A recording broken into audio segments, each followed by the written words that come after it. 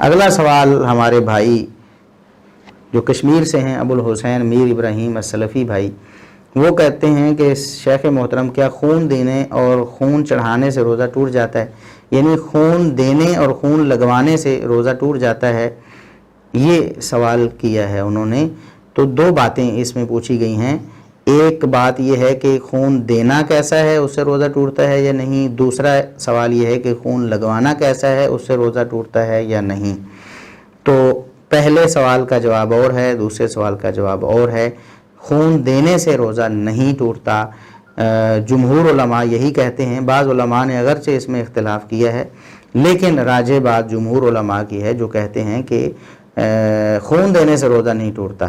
اس کی وجہ کیا ہے کہ نبی کریم صلی اللہ علیہ وسلم نے سنگی لگوائی، حجامہ کروایا ہے، جسے سنگی لگوانا کہتے ہیں، روزے کی حالت میں، اور اس میں اچھا خاصا خون نکلتا ہے۔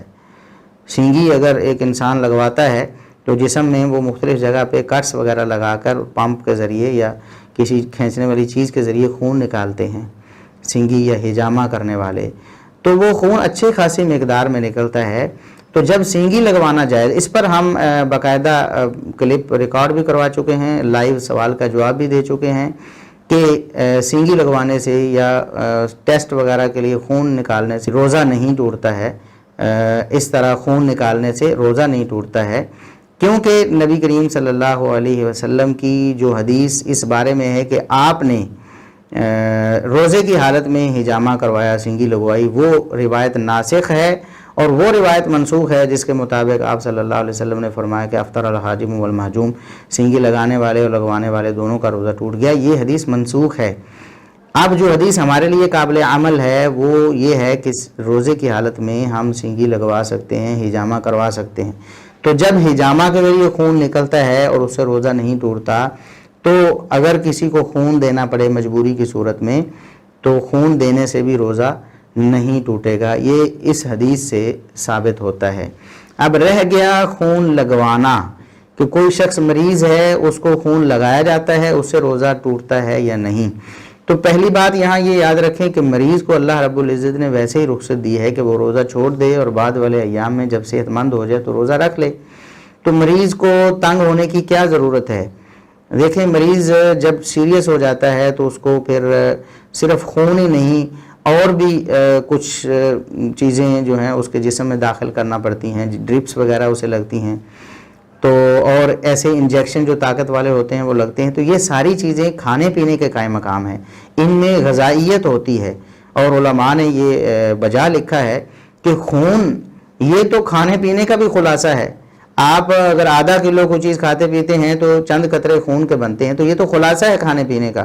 تو کھانا پینا جب منع ہے تو یہ خلاصہ اگر خون میں ڈائریکٹ شامل کر دیا جائے تو کھانے پینے کے بھی قائم مقام ہو جائے گا نا۔ تو لہٰذا ایسی چیزیں جو غذا بنتی ہیں، آپ کوئی انجیکشن ایسا طاقت والا وین میں لگاتے ہیں جو ڈائریکٹ خون میں شامل ہوتا ہے اور طاقت دیتا ہے، وہ بھی روزہ توڑ دیتا ہے۔ اسی طرح خون ڈائریکٹ آپ لگائیں شریان میں تو وہ بھی خون میں سیدھا جا کے شامل ہوتا ہے، وہ بھی کھانے پینے کے قائم مقام ہے، اس سے بھی روزہ ٹوٹ جاتا ہے۔ تو مریض ویسے ہی روزہ چھوڑ دے، اللہ رب العزت نے رخصت دی ہے، اور اگر خون لگنے تک معاملہ پہنچ گیا ہے تو پھر تو اس کو ضرور روزہ چھوڑ دینا چاہیے، اور اگر وہ کھا پی سکتا ہے تو اس کو اپنے منہ کے ذریعے بھی کچھ کھا پی لینا چاہیے۔